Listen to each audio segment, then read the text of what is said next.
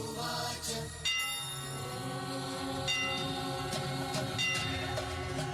प्रथमं शैलपुत्रेति द्वितीयं ब्रह्मचारिणी तृतीयं चन्द्रघण्टेति कुष्माण्डेति चतुर्थकम् पंचमं स्कन्दमातेति षष्ठं कात्यायनी तथा सप्तमं कालरात्रीति महागौरीति च अष्टमं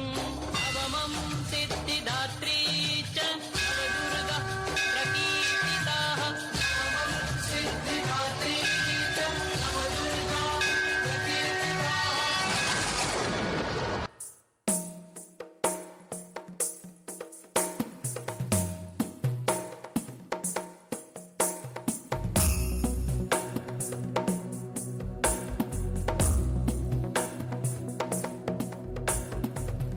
गिरिनन्दिनि नन्दितमेदिनि विश्वविनोदिनि नन्दनुते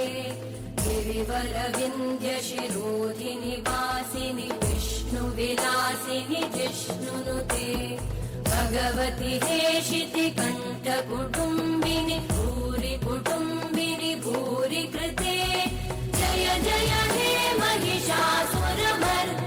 रम्यकपर्दिनि शैलसुते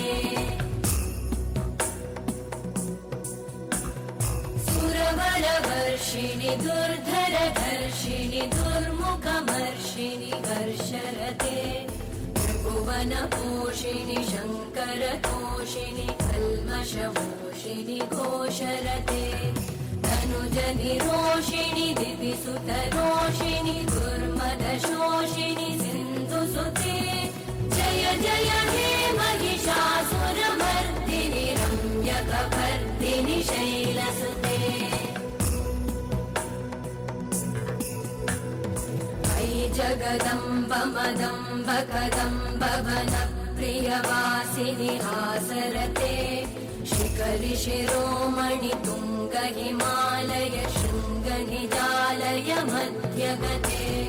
मधुमधुरे मधुकैटभगञ्जिनि कैटभभञ्जिनि रासरते जय जय हे महिषासुरमर्दिनि रम्यकपर्दिनि शैलसुते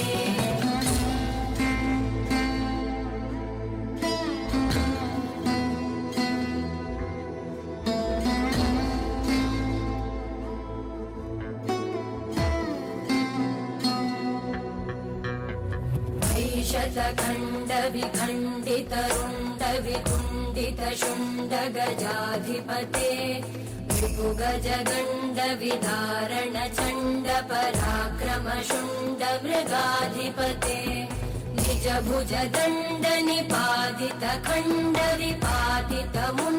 निजभुजदण्डनिपातितखण्डविपातितमुण्डभटाधिपते जय जय हे महिषासुरमर्दिनि रम्यकपर्दिनि शैलसुते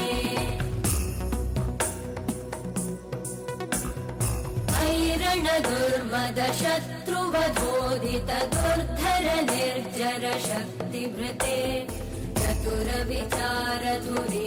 महाशिवदूतकृत प्रमथाधिपते दुरितदुरीह दुराशय दुर्मतिदानवदूतकृतान्तमते